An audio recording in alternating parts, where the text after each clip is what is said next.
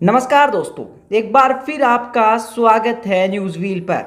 लगातार हरियाणा कांग्रेस के परिवार में आपस में ही झगड़ा चल रहा है।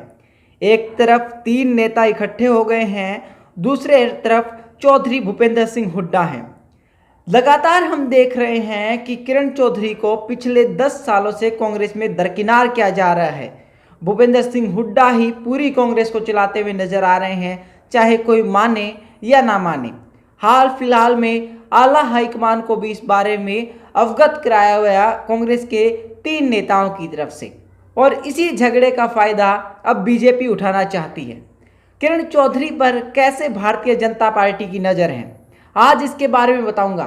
क्यों आखिरकार बीजेपी किरण चौधरी को अपनी पार्टी में शामिल करना चाहती, इससे उन्हें क्या बड़े फायदे हो सकते हैं, पहली चीज़ ये बताएंगे।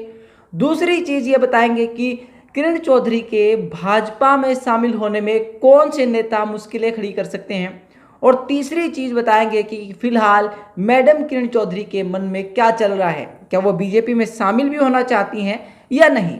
देखिए, सबसे पहले शुरुआत इस बात से करते हैं कि बीजेपी को क्या बड़े फायदे हो सकते हैं। देखिए, सबसे पहली चीज़ सभी को पता है कि अगला विधानसभा चुनाव कांटे का विधानसभा चुनाव होने जा रहा है, और कुछ सीटें ही सत्ता किसके हाथ में जाएगी ये तय करेंगी। ऐसे में बीजेपी चाहती है कि कोई भी जिताऊ नेता जो एक सीट भी उन्हें जिता सके वो उनकी पार्टी में आ जाए, और किरण चौधरी के भिवानी में जो रसूख है उसको इनकार नहीं किया जा सकता। ऐसे में बीजेपी के लिए वो भिवानी क्षेत्र में काफ़ी बड़ा फायदा करा सकती है। दूसरा, भिवानी क्षेत्र की जो लोकसभा सीट है उसे बड़ी आसानी से जीता जा सकता है अगर मैडम किरण चौधरी बीजेपी में शामिल हो जाती हैं। दूसरा फायदा ये है। तीसरा, उन्हें एक ताकतवर जाट नेता मिल जाएगा, जिस कारण बीजेपी पर जो ये आरोप लगातार लगता रहता है कि वो जाट समाज का लगातार दरकिनार कर रही है, वो आरोप उन पर हटेगा और उसका फायदा कहीं ना कहीं उन्हें पूरे हरियाणा में मिल सकता है। और ऐसा हो कि कहीं ना कहीं दुष्यंत चौटाला से कल को गठबंधन टूट जाए तो उन्हें डिप्टी सीएम का पद भी ऑफर कर दिया जाए, लेकिन इसकी संभावनाएं काफ़ी कम है।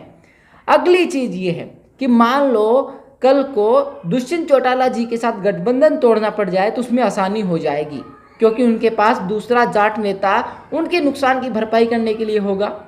अब बात करते हैं कि किरण चौधरी के भाजपा में शामिल होने में कौन से नेता रोड़े खड़े कर सकते हैं।